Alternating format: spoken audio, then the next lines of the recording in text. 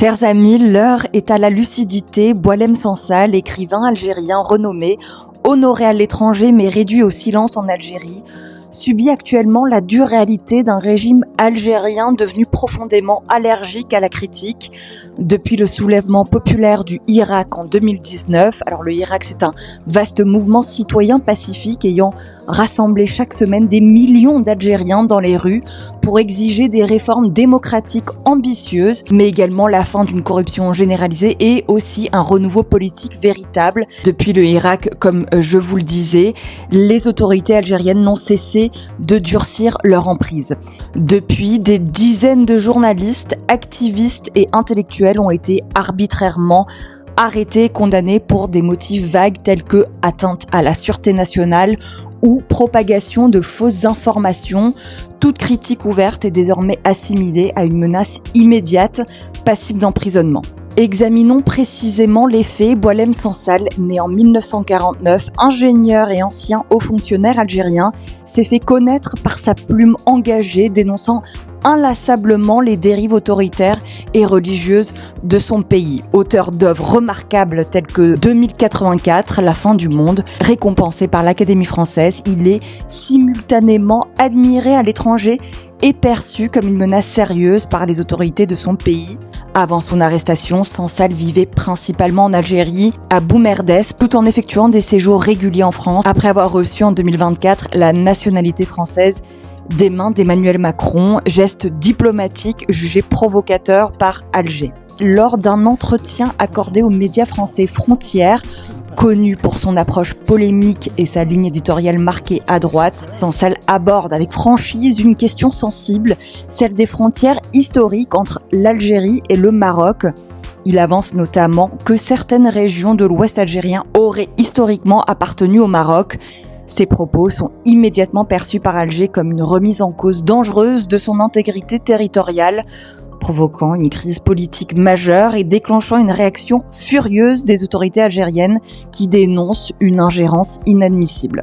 Le 16 novembre 2024, à peine quelques mois après l'obtention de sa nationalité française, Boualem Sansal est arrêté dès son arrivée à l'aéroport d'Alger après un séjour en France.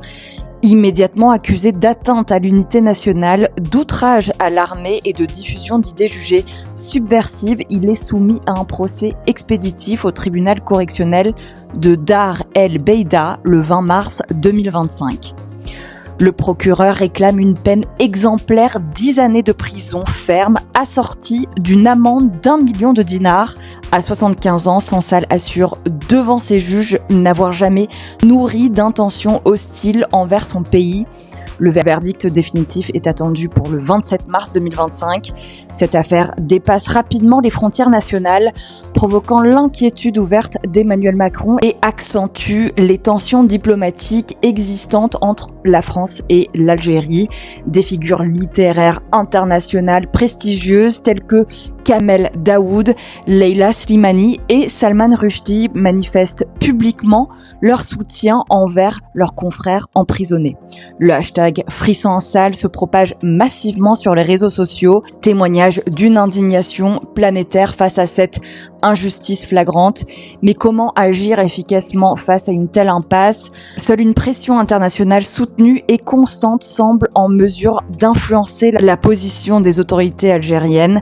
Des actions diplomatiques concertées impliquant évidemment la France, l'Union européenne et d'autres institutions internationales sont nécessaires pour inciter Alger à peut-être reconsidérer sa décision. L'engagement des organisations non gouvernementales et une mobilisation citoyenne mondiale doivent être maintenus afin de souligner sans cesse le coût diplomatique et moral de cette atteinte à la liberté.